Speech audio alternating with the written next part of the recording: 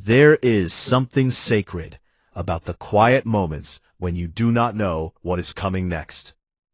When you are simply sitting with your thoughts, perhaps a little tired, perhaps carrying something you have not named out loud, and yet still choosing to show up to this moment right here. I do not know what your day has been like. I do not know if you woke up with hope in your chest, or if you had to drag yourself out of bed carrying the weight of uncertainty. But I believe that something in your spirit led you here, and I want to honor that with honesty, not hype. Not empty words that sound holy, but leave you just as confused as before. Let me just speak to you the way I would speak to someone sitting across from me at the kitchen table late at night. Because what I want to share with you today is not a prophecy, not a formula, not a guarantee wrapped in a bow. It is simply a reflection that I believe God has placed on my heart, and maybe, just maybe, it will settle into yours the way rain settles into dry ground. You have been through seasons where you thought things would never shift, where the waiting felt like punishment and the silence felt like abandonment. I know this because I have lived it too. I have known what it is to wonder if I had been forgotten, if the things I was hoping for had somehow passed me by without my noticing. And in those seasons, I learned something that I did not find in any book, though it is rooted in the Word. I learned that God does not always prepare us by speaking louder. Sometimes He prepares us by asking us to be still.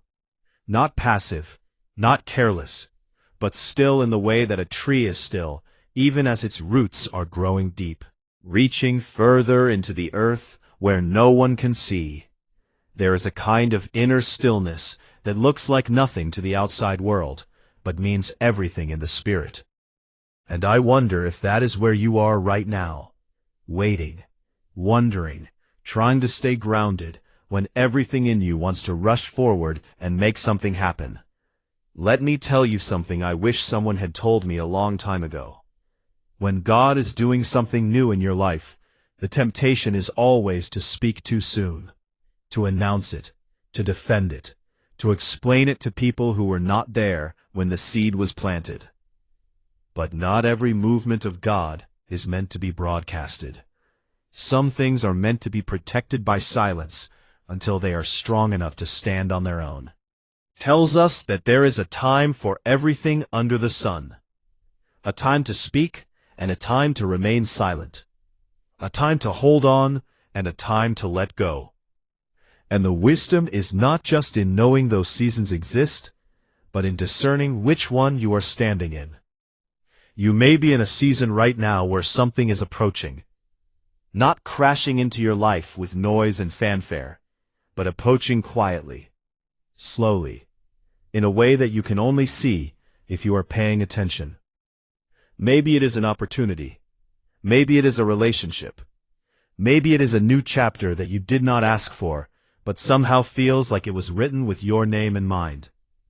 And here's what I want to say about that. Sometimes what is coming does not match the picture you had in your mind. Sometimes it arrives in a form you did not expect. Younger, less established, less according to the plan you had drawn up in your head. And your first instinct may be to dismiss it, to question it, to second-guess whether something that does not fit your expectations could actually be from God. But I want to gently remind you that God has never been limited by our expectations. He has never been confined by what we thought He would do or how we thought He would do it. Abraham did not expect a child in his old age. David did not expect to be chosen when his own father overlooked him. Ruth did not expect redemption in a foreign land where she had gone only to follow her grief. And yet God moved, not according to their expectations, but according to His purposes. Is beginning to stir in your life, something that feels unfamiliar or unexpected. I want you to pause before you react, before you say yes too quickly or no too quickly, before you announce it or dismiss it. Pause. Not because you are unsure, but because discernment requires time. Wisdom is not rushed. It sits with things, It brings them before God in prayer and waits for clarity. And sometimes the clearest guidance comes not from speaking, but from watching, from paying attention to how someone shows up, from noticing what is consistent over time and what fades when tested. There is a proverb that says, "Even a fool is considered wise when he holds his tongue." And while that is not a call to silence out of fear, it is a reminder that not every thought needs to be spoken immediately. Not every emotion needs to be declared the moment it is felt. There is a kind of restraint that comes from trust, a kind of quietness that says, "I do not need to control this, because I believe God is already working in it." That is not weakness. That is one of the most powerful forms of faith there is. I want to speak now to the part of you that may be afraid of trusting again. Maybe you have been through situations where you gave too much too soon, where you poured yourself out for people or opportunities that did not honor what you were offering. And because of that, part of you has put up walls. Not to be cold, but to protect what is left. I understand that, and I do not think God is asking you to tear those walls down recklessly, not asking you to be naive or to ignore the lessons you have learned. But He may be asking you to remain open, to leave a door cracked, even if just slightly. Because the truth is, you cannot receive what is next if your hands are still clenched around what was. There is a verse in Isaiah where God speaks through the prophet and says, "See, I am doing a new thing. Now it springs up. Do you not perceive it?" And that question is not rhetorical. It is personal. Do you perceive it? Can you see what is forming? Or are you so focused on the old thing, the old pattern, the old expectation, that you might miss what is already beginning to take shape? I am not here to tell you what to do. That is between you and God. But I am here to encourage you to pay attention, to watch with both wisdom and hope, to stay grounded in your worth while remaining curious about what God might be unfolding. You are not desperate. You are not behind. You are not damaged beyond receiving something beautiful. And the fact that you are still here, still listening, still believing, even after everything you have walked through, tells me something important about your spirit. You are resilient. And that resilience did not come from nowhere. It was formed in fire, tested by disappointment, refined by seasons that felt like they would break you, but did not. So as you move forward, carry that strength with you, not as armor that shuts people out, but as a foundation that keeps you steady, no matter what comes. Moment now to talk about something that does not get discussed enough: the weight of being someone who is constantly giving. If you are the kind of person who pours into others, who shows up when you are tired, who holds space for other people's pain, even when you are carrying your own, then you know what I am talking about. There is a fatigue that comes from always being the strong one, a loneliness that lives underneath the surface when no one thinks to ask how you are really doing. And sometimes, because you have always been the giver, you start to wonder if you're even allowed to receive. Let me answer that for you clearly. Yes, you are allowed to receive. You are allowed to be pursued. You are allowed to be chosen, not as a second thought, but as a first choice. Show up for you the way you have shown up for others. That is not selfish. That is not prideful. That is simply the truth of how God designed relationship to work. Mutual, reciprocal, honoring.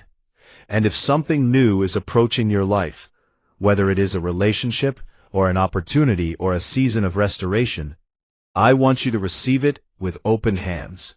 Not grasping, not controlling, but open. Because when we receive with open hands, we also leave room for God to adjust, refine, or redirect as He sees fit.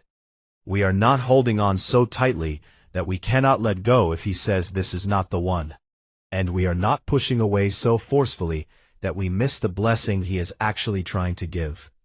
That balance is not easy. Maturity. It takes trust.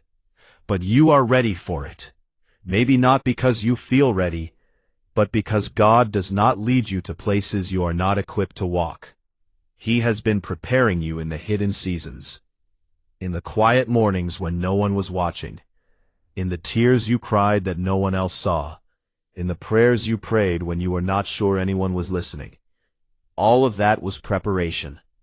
And now, you are not the same person you were before. You are wiser, more aware of what you want and what you will not accept.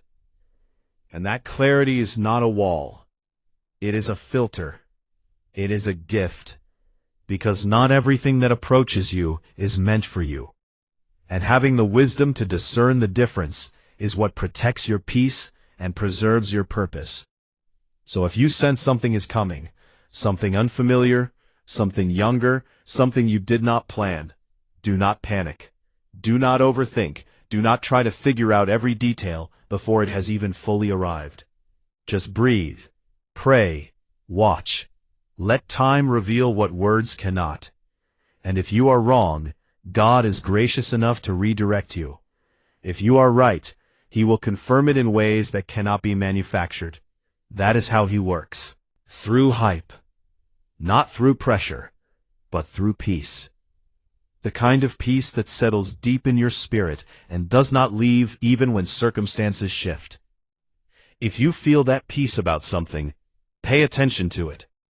If you feel unease, that is worth paying attention to as well.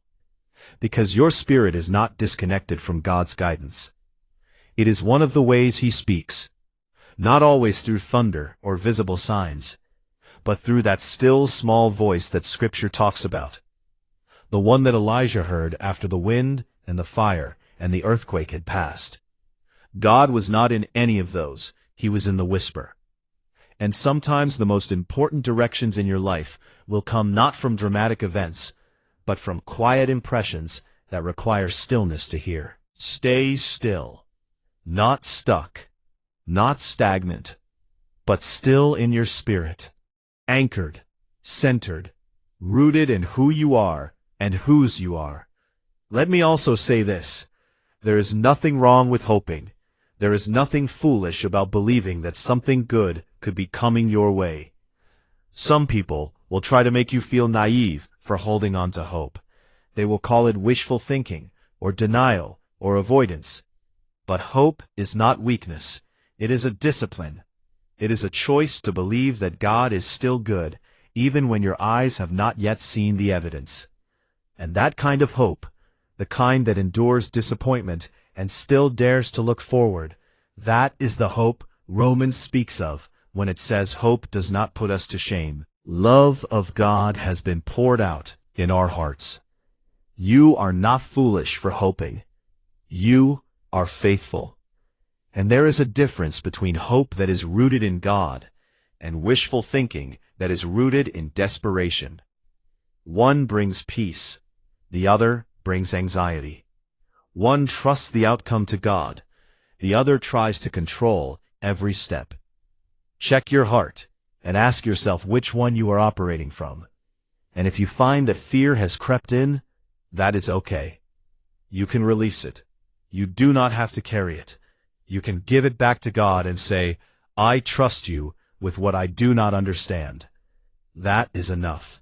You do not need a perfect prayer. You do not need eloquent words.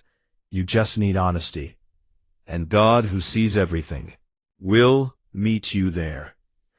Now I know that some of you are watching this, and you have been hurt by the church, or by religion, or by people who use spiritual language to manipulate you.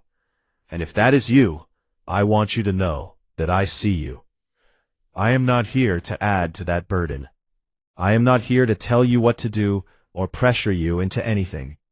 I am simply here to offer a word of encouragement and to remind you that your relationship with God is personal. It does not have to look like anyone else's.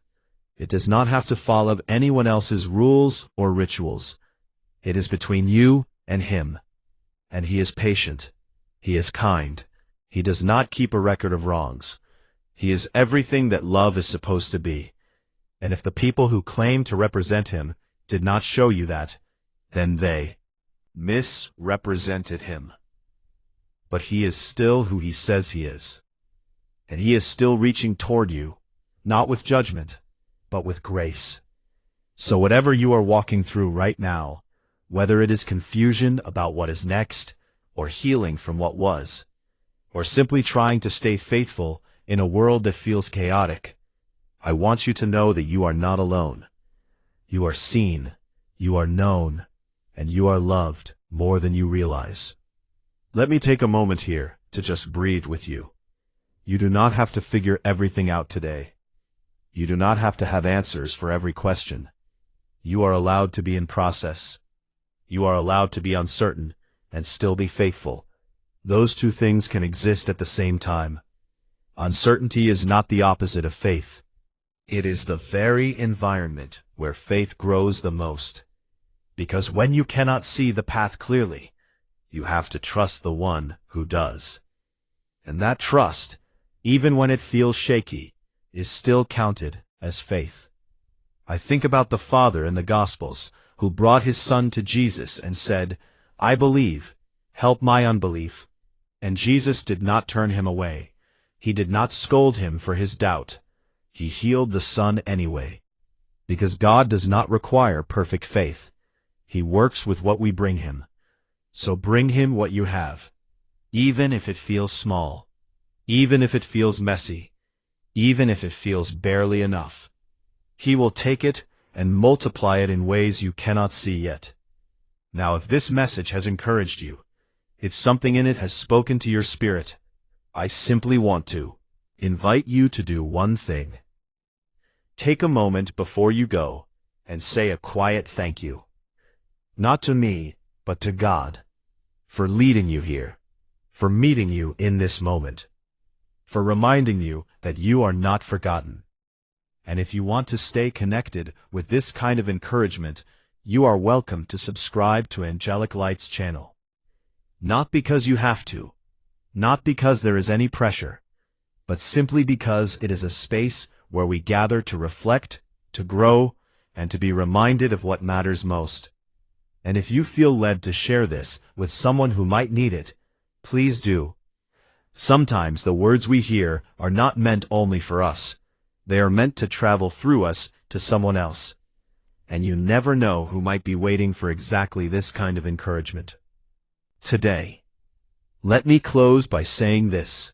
Whatever is approaching your life, whether it is a relationship, an opportunity, a season of change, or simply a new way of seeing yourself, do not rush it. Do not force it.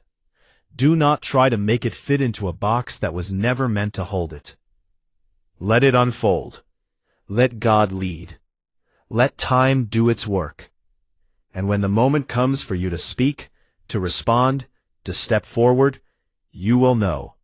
Not because you figured it out on your own, but because the peace of God will confirm it. That is how you know.